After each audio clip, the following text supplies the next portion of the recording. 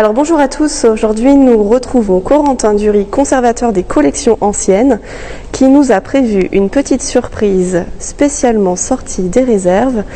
Nous avons prévu aujourd'hui de vous faire découvrir un portrait réalisé par Jacob Van Loo, mais il nous a énoncé qu'il avait peut-être la possibilité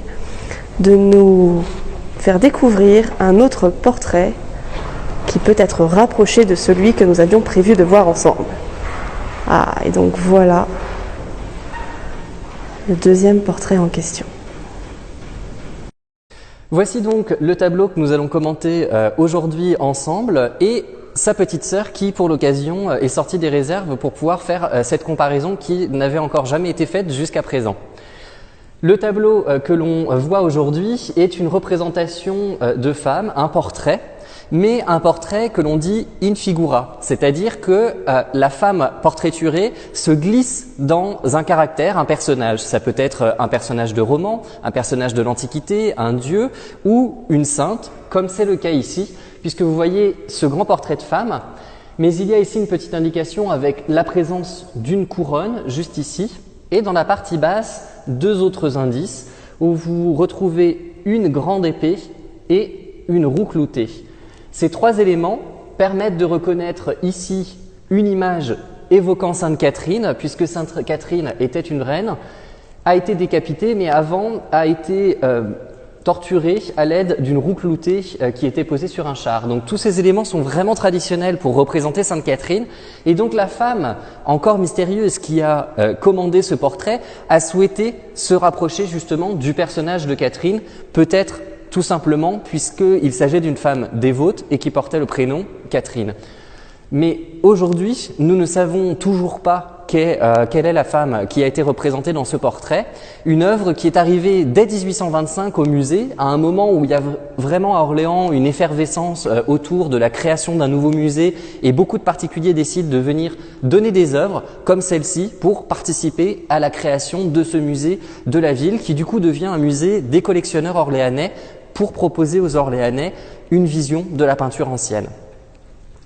L'œuvre, pendant longtemps, était considérée comme un portrait d'Anne d'Autriche, ce qui aujourd'hui se révèle complètement faux en raison des caractéristiques du visage, mais aussi en raison du style, notamment de la coiffure, qui indique une date dans les années 60, la fin des années 60 peut-être, et qui ne correspond donc pas à ce personnage. Mais surtout, la grande redécouverte récente, c'est à l'occasion du chantier des salles dans lequel nous nous trouvons, où on a pu réaménager toute la collection qui allait des années du règne de Louis XIV jusqu'à la Révolution française. Et à l'occasion de ce chantier, on a réuni de nombreux spécialistes du XVIIIe siècle qui ont pu revoir tous les tableaux, en discuter.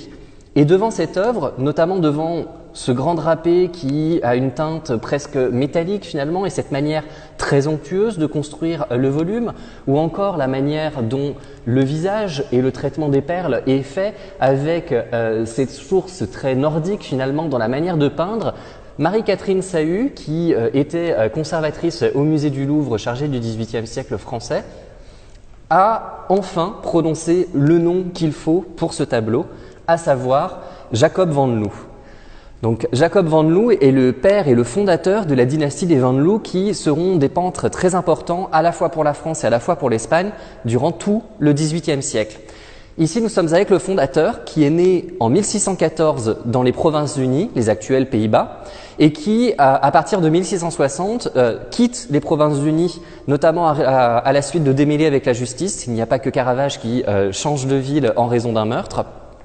et se rend ainsi à Paris, où il travaille notamment comme un portraitiste très reconnu. Et il est vrai que ce style très marqué, très en lien avec la France, est effectivement celui de Jacob Van Loo. Comme quoi il faut le bon spécialiste, le bon œil finalement, pour reconnaître la main d'un peintre. Et aujourd'hui, la plupart des personnes à qui l'on présente ce tableau en citant le nom de Jacob Van Loo et qui connaissent bien le peintre, retrouvent en effet cette attribution dans le tableau. Et c'est intéressant puisque à Orléans, nous avons dans une autre salle du musée un tableau qui lui montre justement la carrière du peintre durant sa période nordique. Donc nous avons comme ça l'évocation dans les salles du XVIIe nordique et dans les salles consacrées à Louis XIV, l'évocation de ce peintre qui fait un pont finalement entre les deux écoles. Mais revenons à la découverte du jour. Ce tableau, attribué à Jacob van Loo, présente un visage très marqué avec cette petite déformation légère à la naissance du nez, la manière dont les yeux sont construits très en amande, cette chevelure bien particulière brossée assez rapidement. Et en réétudiant les collections à l'occasion de la publication prochaine d'un catalogue France-Italie du XVIe au XVIIe siècle, a pu être retrouvé et re-questionné surtout ce portrait-ci. Si vous regardez cette fois-ci ce visage, vous retrouvez à la base du nez,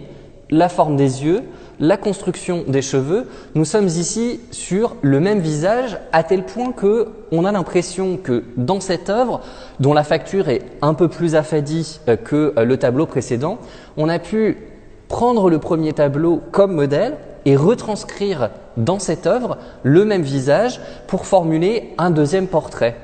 Est-ce que la commanditaire du tableau a souhaité avoir deux images d'elle? Une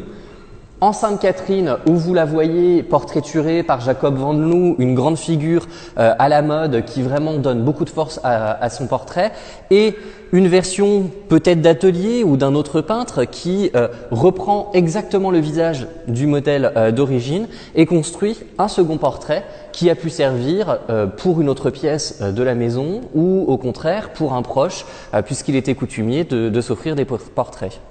Voici donc deux œuvres rapprochées et